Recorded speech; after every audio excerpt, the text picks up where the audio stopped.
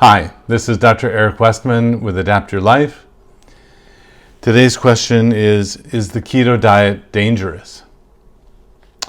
I've given a lot of thought to this question, and after studying the diet for about 20 years now, using it in a clinical setting for about 13 years at Duke University in a private practice setting, and teaching doctors around the country, around the world, the keto diet, I would have to say the answer is simple. No, the keto diet is not dangerous. I don't understand why that's still out in the pop culture or in the media, perhaps because there always is a need for controversy. But if someone says it's dangerous, they're just not up to date on the latest science and the latest clinical knowledge about how to use the keto diet. So when I think of something being dangerous, I think of being on the edge of a cliff where you might fall over and have some serious injury or life-threatening event. I think of something dangerous. Even I won't leap out of an airplane with a perfectly fine airplane with a parachute on my back. To me that's dangerous. You might say it's risky, but that's something that I don't really want to do. Including, I wouldn't put someone on a diet that had that kind of risk or danger. So no, the keto diet is not dangerous. In fact, then the next question is it risky? And it depends how you define risk. And in the Obesity Medicine Association view, the guideline that they have is in the form of an algorithm. And I pulled out their current treatment options for obesity panel here, which really just shows you, in the context of everything you can do to treat obesity, because keto diets are known for treating obesity, it's actually the lowest risk option that's called lifestyle. So for obesity treatment, obesity doctors have lifestyle and medication, very low calorie diets where you don't eat food, you just eat the products for a while. And then there's surgery on the upper far right there where it's the highest risk. Of course, it's the most potent, at least at first, but that's not something I do.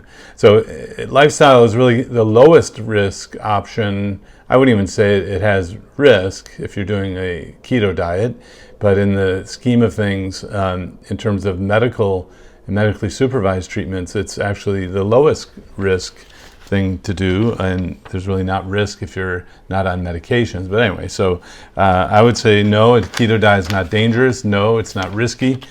Are there side effects when you start? Sure. So changing lifestyle in any way, there are some possible side effects. Some people call it the keto flu. Usually most people don't have it actually, but you might get headache or fatigue the first few days or maybe a week. And there are ways to reduce your chances of getting the keto flu: drinking lots of fluids, making sure you're doing it right, getting a good source of information on how to do it. Don't drink copious amounts of fats and oils because that'll upset your stomach. That's not a part of the program that we have, a simple program. So are there side effects when you start? Maybe, and there are ways to minimize that. So the keto diet is not dangerous, it's not risky. There might be some side effects when you start, but are there long-term adverse consequences? Well, and I've even seen this in a recent kind of review at a medical clinic. They said it was okay to use a keto diet, but you have to inform the patients of the long-term possible adverse consequences. Well, what are these? After kind of seeing every concern, not materialize through the years, through research and in the clinical use of this diet, of this way of eating, what are the long-term adverse consequences? Because we haven't seen them. So if someone says, "Oh, but it'll get you later on," I think that's more on the side of fear mongering, of being loose with the language, danger because you're at the edge of a cliff, and no, not at all. Just be updated with the information that you're getting from good sources, and we have not seen the long-term possible adverse consequences that people have predicted. In fact, the keto diet is beneficial for many different chronic diseases today. And I use the keto diet to not only help people lose weight, but to treat type 2 diabetes, prediabetes, metabolic syndrome, arthritis pain. The list goes on and on. I know this is a video about is keto dangerous, but I'm going to end with saying that actually the keto diet is beneficial. And it's therapeutic for these chronic medical conditions. In fact, I can take people off medication with monitoring by changing the diet in this way.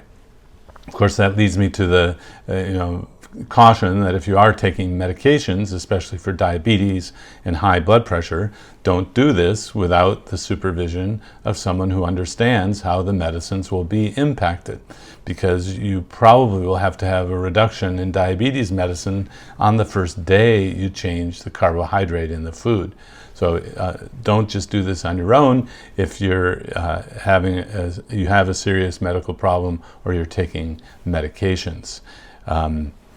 I want to update you on the latest ADAPT events that we're having, because in February it was just fantastic. February 2019 ADAPT events were in Nashville, Atlanta, and Tampa, and the idea is to bring local experts together with local community members to know that you're all in the same community, to develop communities that are keto and low carb friendly.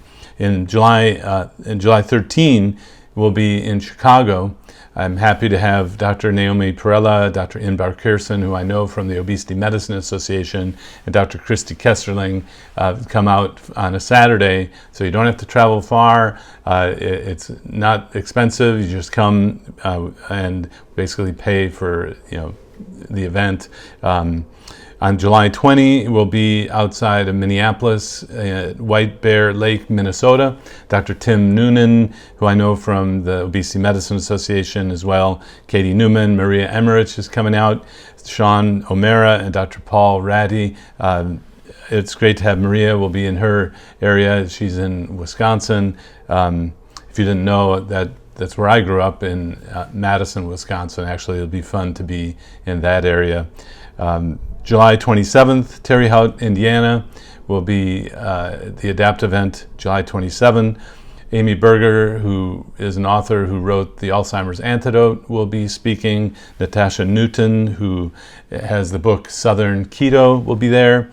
We'll try to get Ken Berry to come. Don't have that confirmed yet, but Ken was a great hit when we had the ADAPT event in Nashville, Tennessee.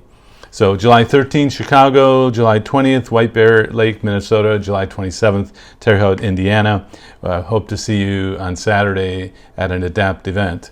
I just came back from a Lakes area low carb conference in Minnesota, in Brainerd, Minnesota, and there were 400 people who came out on a Saturday at a local church to talk keto and learn about it.